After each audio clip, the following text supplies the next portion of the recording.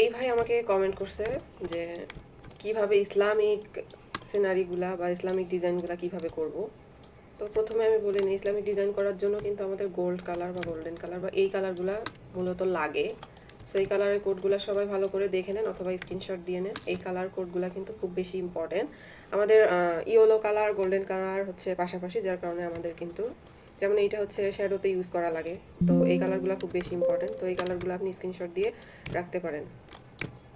তো আমি আজকে এই ডিজাইনটা তৈরি করা শেখাবো, কিভাবে আমরা এরকম একটা প্যাটার্ন তৈরি করব আর কিভাবে আমরা এরকম মসজিদের মতো যে ডিজাইনটা আছে এটা কিভাবে করব। ওকে, তো মূলত আমি এগুলো এখন সরাই রাখতেছি। সরাই রেখে আমি প্রথম থেকে দেখাচ্ছি যে কিভাবে আমরা কাজটা করব। ওকে, এটা হচ্ছে আমার একটা পেজ, একদম হোয়াইট পেজ। তো এখান থেকে আমরা কাজটা শুরু করে দিব। সেটা হচ্ছে প্রথমে আমরা আর্ক টুল নিব। এই আর্ক টুলটা নেওয়ার পরে এখান থেকে স্টক কালার দিয়ে দিচ্ছি ব্ল্যাক। ওকে, আর্ক টুল নিব, নেওয়ার পর এখান থেকে একটা লাইন এঁকে নিলাম। তারপর ডিরেক্ট সিলেকশন টুলে গেলাম, অ্যাঙ্করে ক্লিক করে দিলাম। করে দেওয়ার পর এখান থেকে যে হ্যান্ডেল বের হয়েছে সেটা ধরে নিচের দিকে নিয়ে আসবো। ওকে, আমার ডিজাইনটা করার জন্য নিচের দিকে নিয়ে আসলাম। তারপর এইটাকে আরেকটু উঁচুতে দিয়ে দিব। ওকে, তো এইটা আঁকার পর কী করবো, এটাতে একটু স্ট্রোক কালার দিয়ে দিই, দেখা যাচ্ছে না। তো এখন আমি সিলেকশনে যাব, তারপর এখান থেকে ট্রান্সফর্মে যাব, যাওয়ার পর এখান থেকে রিলেফট করে দিব। ওকে, এখান থেকে ভার্টিক্যালি ওকে থাকবে। তারপর আমরা কপিতে ক্লিক করব। কপিতে ক্লিক করার পর এখান থেকে এটাকে অ্যারো চিহ্ন দ্বারা এদিকে সরাই নিয়ে আসবো, অথবা আপনি মাউস ইউজ করে সরাইতে পারেন। তো আমি অ্যারো দিয়ে সরাই দিলাম, তাহলে কি হবে, এখানকার রেজুলেশনটা বা মাপের কোনো সমস্যা হবে না। তো আমি এই পর্যন্ত এটা রেখে দিলাম। ওকে, তারপর কি করব, এটাকে একটু মাঝ বরাবর নিয়ে আসি। এখন আমি কি নিব, ইলিপস নিব। ইলিপস টুলে গিয়ে ইলিপস নিব, এখানে শিপ চেপে ধরে ইলিপসটা নিব। তো আমি এই পর্যন্ত রাখলাম। রাখার পর এইটাকে এখানে বসাই দিব। দেন এটাকে অলটা প্রেস করে কপি করে নিব। ওকে, কপি করার পরে এখানে এনে বসাই দিব। তারপর এটা এখানে এবং এটাকে একটু এদিকে সরাই নিব। ওকে, মোটামুটি এইরকম রাখলাম।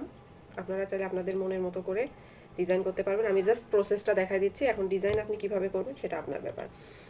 দেন আমি সবগুলোকে ধরলাম, ধরার পর এখান থেকে এক্সপ্যান্ডে যাব, অবজেক্ট থেকে এক্সপ্যান্ড করে দিব। দেওয়ার পর ফিলটাকে তুলে দিব, ফিলে কোনো টিক চিহ্ন থাকবে না। ওকে, তারপর আমি স্টকে টিক চিহ্ন থাকবে, তারপর ওকে করে দিব। দেওয়ার পর এখান থেকে পাথ ফাইন্ডারে যাব, এই যে পাথ ফাইন্ডার, যদি না পান তাহলে এখান থেকে উইন্ডো থেকে পাথ ফাইন্ডার অপশন নিয়ে আসতে পারেন। তারপর আমি এখান থেকে ডিভাইডেড করে দিব, দুইবার ক্লিক করব, ডিভাইডেড হয়ে যাবে। দেন সবগুলোকে সিলেক্ট থাকা অবস্থায় আনগ্রুপ করে দিব।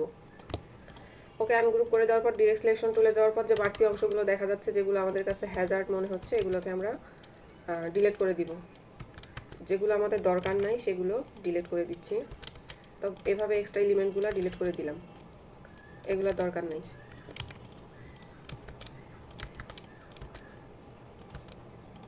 একটু সাবধানে করতে হবে।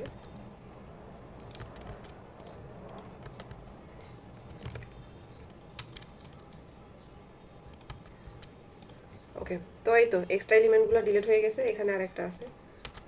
তো আমি এক্সট্রা এলিমেন্টগুলো ডিলিট করে দেওয়ার পর এখান থেকে কালার করব। এখন কালার কি করব, কালার আমি এই কালারটা নিয়ে নিলাম। তো এই কালারটা নিয়ে নেওয়ার পরে এখানে দেখা যাচ্ছে যে কিছু ব্ল্যাক আছে, তো আবার আমি কালারটা নিলাম। এখন সব ঠিক আছে। তো এটাকে এখন গ্রুপ করে দিব।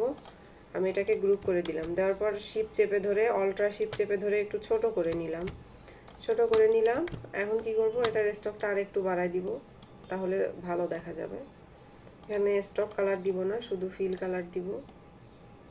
তারপরে স্টক কালার চলে আসতেছে। ওকে, প্রবলেম নাই। তো ফিল কালার এখান থেকে এই কালারটা দিয়ে দিব, ফিল কালার দিব এই কালার। ওকে, তারপর কি করব, এখান থেকে আমি এটাকে সিলেক্ট করে এটাকে সিলেক্ট করে নিলাম। নেওয়ার পর এখানে control C control F, control C control F এর কাজ হচ্ছে, কন্ট্রোল সিতে হচ্ছে কপি অ্যান্ড কন্ট্রোল এফতে হচ্ছে কপি অ্যান্ড পেস্ট। দেন আমরা কি করব, এটাকে ধরে এটা সিলেক্ট থাকা অবস্থায় এখান থেকে আমরা একটু ছোট করে নিই। নেওয়ার পর এখান থেকে এই শ্যাডোটা ইউজ করব। ওকে, শ্যাডোটা ইউজ করার পরে অল্ট্রা এবং শিপ চেপে ধরে একটু বড় করে নিব ইমেজটা, অথবা বড় না করলে আমরা কি করব, স্টকটা বাড়াই দিব।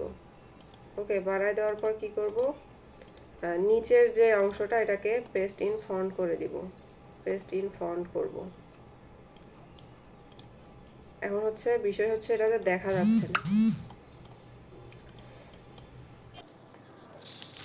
তো এটাকে আমি অ্যারেঞ্জ টু ফন্ট করে দিচ্ছি।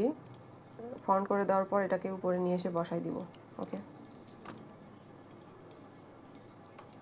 তো এই কালারটা চেঞ্জ করে দিচ্ছি। এই যে এখানে যে কালারটা আছে, সরি, আমরা এটাকে আনগ্রুপ করে নিই বা উপরের এলিমেন্টগুলো সরাই নিই আর কি। এইটাকে সরাই রাখবো এদিকে, অ্যান্ড এটাকে গ্রুপ করে দিব। আনগ্রুপ করে আবার গ্রুপ করে দিলাম, অ্যান্ড এইটা কালারটা চেঞ্জ করতে হবে। তো এইরকম একটা কালার চলে আসবে। ভালো করে গ্রুপ হয়নি।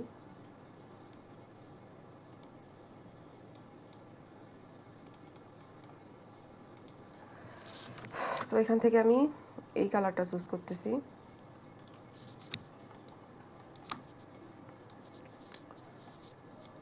এই কালারটা দিয়ে দিলাম,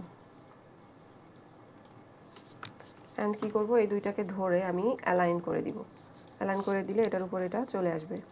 এবার নিচের যে অংশটা, এটাকে একটু নিচে নিয়ে আসি। এটা ইচ্ছা মতো ভালোভাবে লক্ষ্য করে বসায় নিব। তো আমি যদি এইরকমও রাখি তাহলে কিন্তু কোনো সমস্যা নাই। আপনারা কিন্তু কাজ করার সময় অনেক লক্ষ্য করবেন, অনেক সাবধানে কাজ করবেন। আমি জাস্ট প্রসেসটা দেখাই দিচ্ছি। তো এইভাবে কিন্তু এটা তৈরি করা যায়। আপনারা চাইলে বিভিন্ন কালারও দিতে পারেন, কোনো সমস্যা নাই।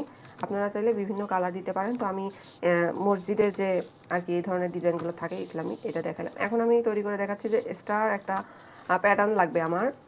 তো এই প্যাটার্নটা কীভাবে তৈরি করব, তো বেসিক্যালি আমি এরকম একটা স্টার নিব। আমি প্রথম থেকেই দেখাই। শিপ চেপে ধরে একটা স্টার, অ্যান্ড সেই স্টারটা এই কালারে থাকবে। তারপর একটা এখান থেকে আমি ইলিপস নিয়ে নিলাম। আপনারা সুন্দর করে প্যাটার্ন তৈরি করতে পারেন, আমি জাস্ট প্রসেস দেখাই দিচ্ছি।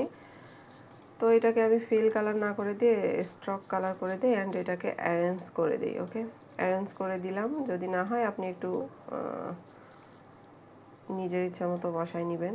তো এরকম থাকলো মোটামুটি। তো আমি এটাকে গ্রুপ করে দিলাম। তারপর যাব আমি অবজেক্টে, না সরি, উইন্ডোতে যাব। উইন্ডোতে যাওয়ার পর এখান থেকে প্যাটার্ন অপশনটা ইনেবল করে নিব। তারপর দেখবেন যে সব কিছু হাইট আছে। তারপর এখানে 3 ডটে ক্লিক করবেন, করার পর মেক প্যাটার্ন এখানে ক্লিক করবেন। তারপর যে নোটিফিকেশন আসবে এগুলো কোনো কিছুই দেখার দরকার নেই, আপনি ওকেতে ক্লিক করবেন। তারপর আপনার প্যাটার্নটা এখানে অটোমেটিকলি চলে আসবে। ওকে, এরপর হচ্ছে যে আমি এটা নিব না, এখন আমি নতুন করে প্যাটার্ন বানাবো। এখন সেক্ষেত্রে কি করব, সেক্ষেত্রে আমি এখান থেকে রেক্টেঙ্গেল নিব। এই যে এখান থেকে রেক্টেঙ্গেল নেওয়ার পরে এখান থেকে একটা রেক্টেঙ্গেল নিলাম।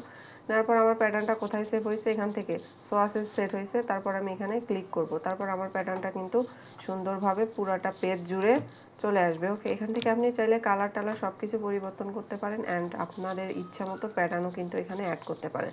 যে কোনো প্যাটার্ন এখানে দিলে এখানে সোয়াসে এসে জমা হবে, দেন আপনি সেটাকে সুন্দরভাবে একটা শেপে নিয়ে আসতে পারেন। এখান থেকে যদি আপনি ইলিপসও নিয়ে নেন তারপরেও কিন্তু এখন ওই আপনি যে ডিজাইনটা করছেন সেটা চলে আসবে। তো আজকে আমি দুইটা বিষয় শেখাইলাম। অসংখ্য ধন্যবাদ, সবাই প্র্যাকটিস করবে।